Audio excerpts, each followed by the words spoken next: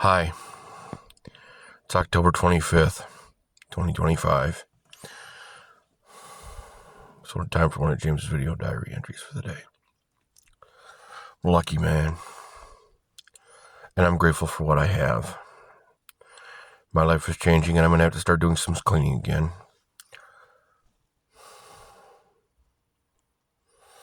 I'm worried about the speed trap that I blew through in Rockford, Illinois. I screwed up, and I'm going to get paid for it. Now, I got lucky with the other snafu that happened on that trip.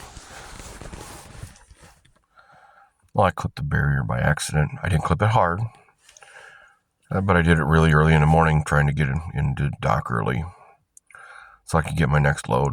I tried to make a lot of miles. And it wasn't only because of Rockford, Illinois. I didn't plan it. It just kind of happened, and I kind of fell victim to groupthink when I ended up catching myself. I ended up trying to reset and blend into traffic. I didn't harm anyone. And I'm penitent, and I know I'm going to get a speeding ticket. I'd be very surprised if I didn't. Today I tried 2 candidates. I was chasing 4 of them. Well, I wasn't necessarily chasing them, more investigating, I guess. I'd like to try to put these people into selection. Most favored status. Just because you're most favored doesn't mean you won't fuck it up. And the reason I have the selection is to make sure that I can build you into a position where you won't fuck it up to the point where I want to kill you. I'm where I'm at because I want to murk people of my own people. People that have played the DEI bullshit, that have weaponized their asinine behavior and won't accept any consequences. Then when I get to the consequences start coming, oh, that's fine if they happen to me. Fuck me, right? I'm just an ATM and punching bag. When I start punching back, 9 forms of hell breaks loose, and I'm the fucking bad guy. Gila Marie Moore. Yeah, she's guilty. Lela Jean Schneer, she fucking did it.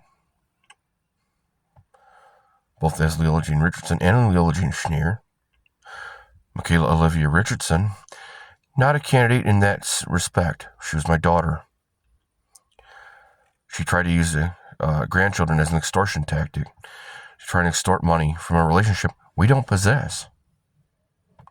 We never got that relationship. Her mother, the friend of the court, the Saginaw County friend of the court, Judge Patrick M. Meter, Saginaw County Sheriff's Department, and the prosecutor's office did that. Sarah Malakum from Boise. I gave her 4 years. Tried to build the contract to make sure that I wouldn't fuck it up. Because I don't want a different girl every night. The fuck's the point of that? I want one to bear bond with, to build a life with, not to just get stuck with just because, you were the only one fucking there. You were the last guy that would take me after, the last girl that would take me after I ran through fucking every girl in town. I've had a couple of girls, Win Gladwin. Biggest selection I ever ran. It wasn't even exactly my choice. It just kind of happened. 140 girls. None of them left with me. I didn't get a single one. They're all like, well, I'm the prettiest girl. It's going to work for me. Rather than looking around, common sense saying, you look at us. We're all the same. There's only one fucking dude. And he can literally say no to any one of us and or all of us. We're not going to gang up on him, and he's not going to let us rape him. We won't step aside from our body and say, we got a body. I'm going to look at this body the rest of my life. I'm going to look at this body the rest of my life. I'm going to look at my actions the rest of my life. I'm going to have to look in the mirror and see the man that turned down 3 hitmen to murk some of my own people. Turned down. I'm the guy who turned down 6-figure jobs Because when I tried to get some of the power to initiate the change, to create the power so that I could get used to it, nobody wanted to do that. They wanted me to have the title, the responsibility, and the accountability without the power of the purse or without the perks of being the boss.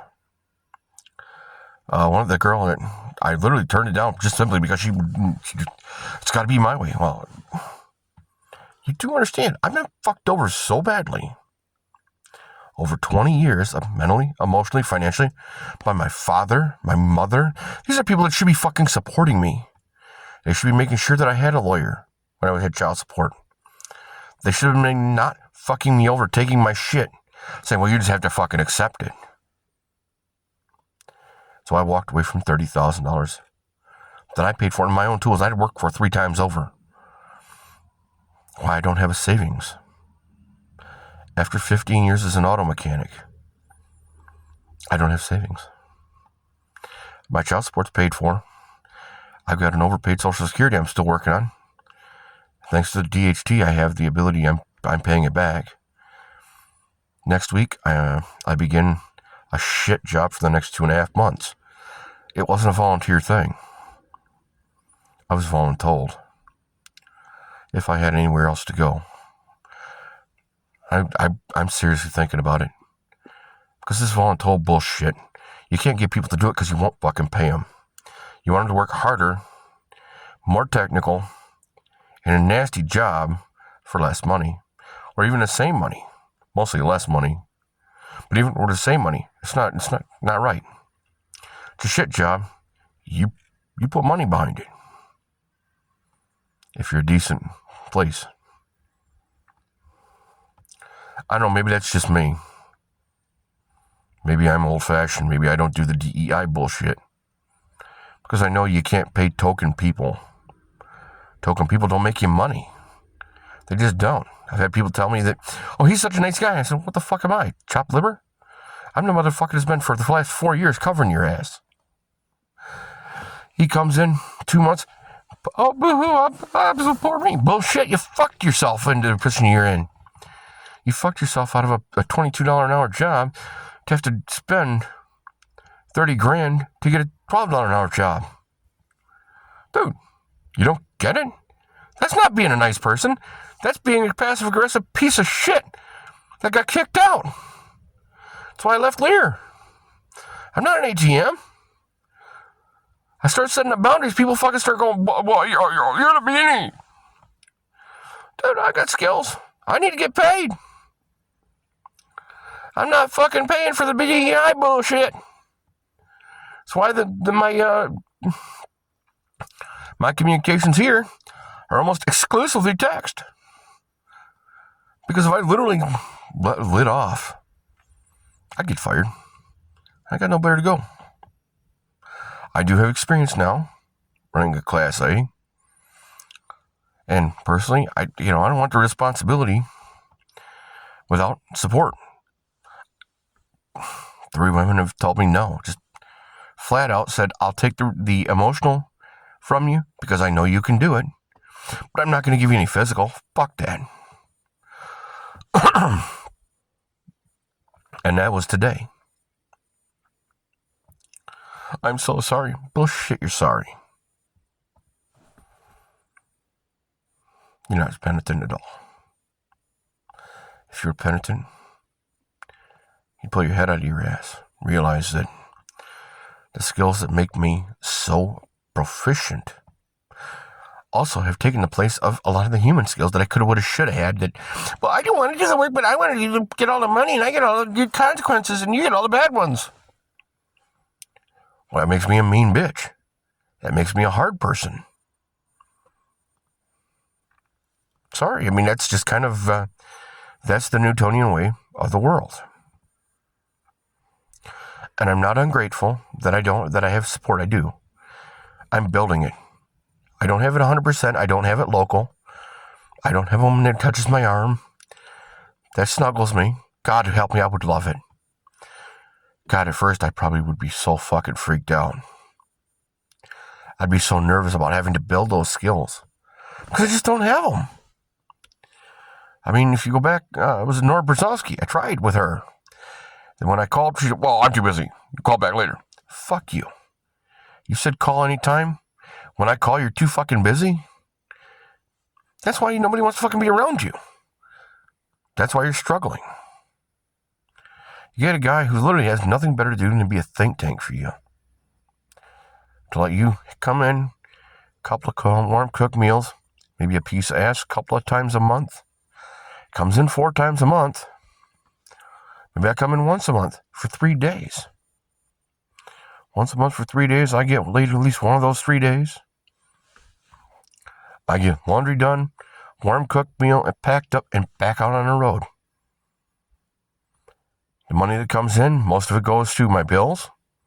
The stuff that's extra goes to making sure that your business does well. I did invest in marketing.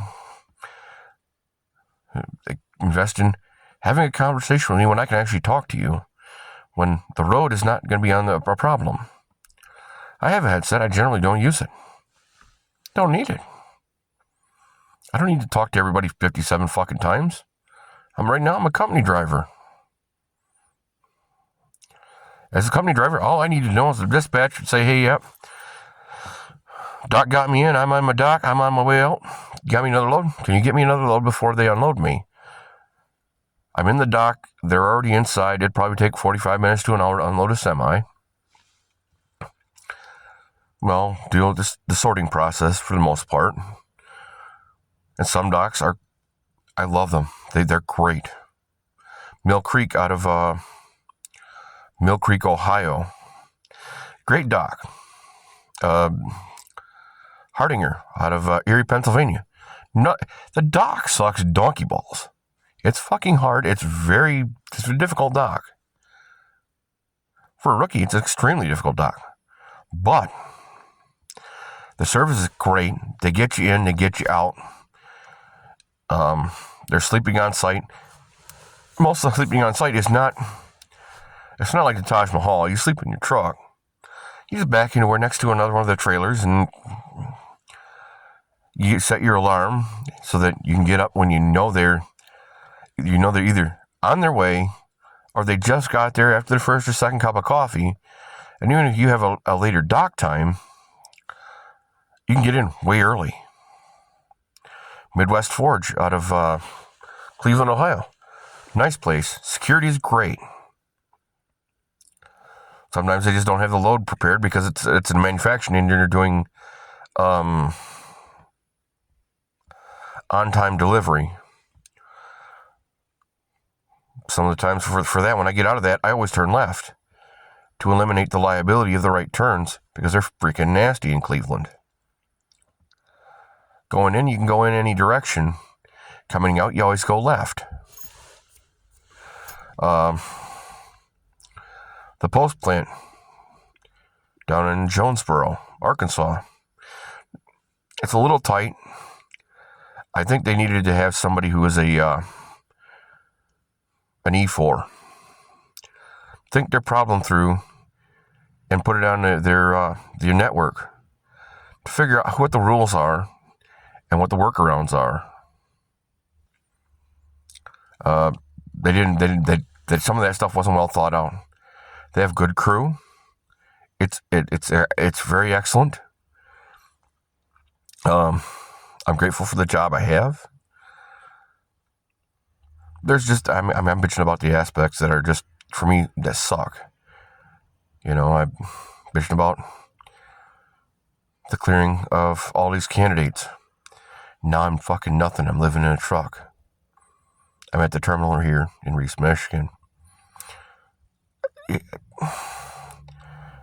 mechanics are great. You make a good relationship with these people, and the support people are great. They love helping you, especially when you make sure that you do right by them and you treat them like human beings and understand it.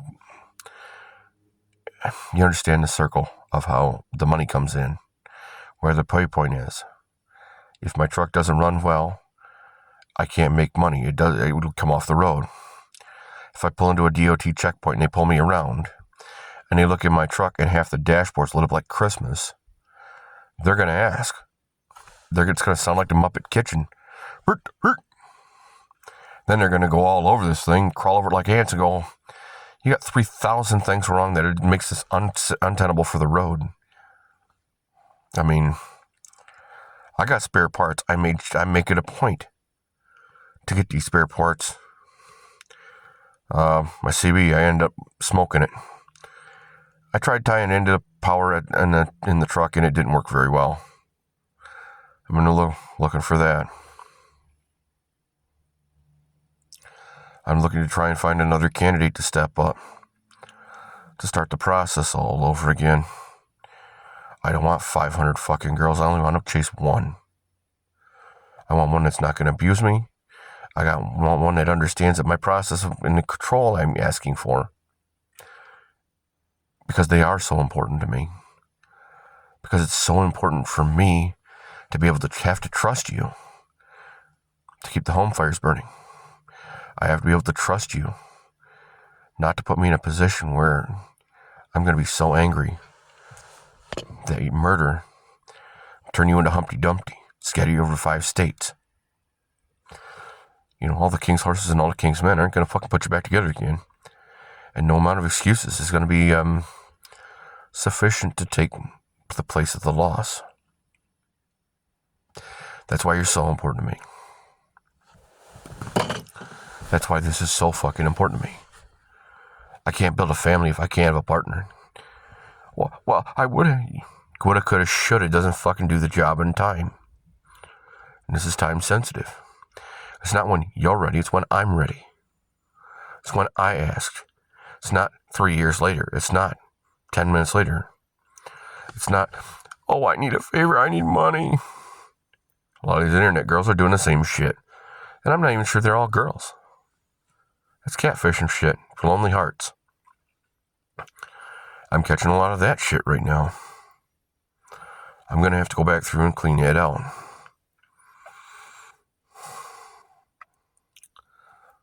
Today went fairly well, even though I'm having a bit of a low point, and a lot of my personal life is imploding. And although I would like to make an exit, just simply because I don't see my way out. I don't see my next step. I don't see one that's positive, at least. I positively see negative for next steps. I see me getting clear on the debt. I see me having a speeding ticket. I see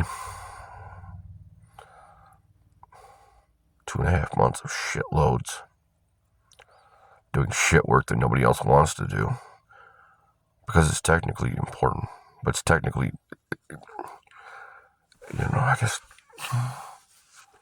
I don't know. I'm playing the lottery and I'm trying to put all the positive energy into that because I simply don't have the skill to do much else. And I just don't want to work myself to death because I don't have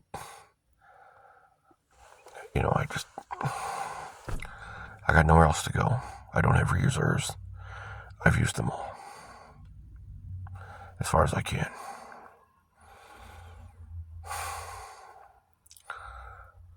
I've been through this SNAP thing 3 times for the EBT stuff. I'm going through this 9 forms of stupid shit. People don't understand who I am until when they do. It's like, well, now, that was 3 years ago, man. I'm getting calls from Traverse City for 3 years ago. Well, it's 18 months. That was 18 months ago. Bitch, you're not responsible. 6 to keep touching base with me in every 2 to 3 months. My life radically changed in 6, 8, 10 months. With no money coming in. I got money coming in. I'm probably not looking for a job because I probably have one. I wouldn't be looking for a girl when I have one. There's only one time that ever happened to me. That was Ramen Castellute of Grayling, Michigan. She was a hemiplegic. Was almost double my age.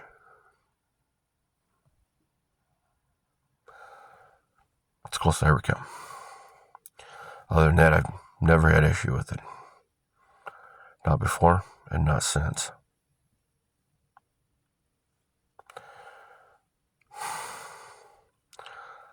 I don't know. Maybe I'm wrong. Maybe God needs to take me on a stroke. I know He won't. He won't let me rage quit, and He hasn't let me quit through misadventure.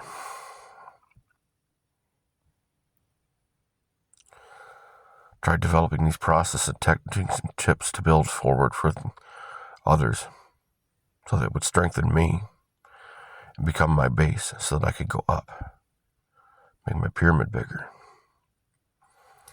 Now, these are years. They're not taxi doors. The comment section's a great place. Try and be respectful of the YouTube guidelines because they'll mess with it. But if you got something to say, where do you put it? Thank you for being here, and have a good one.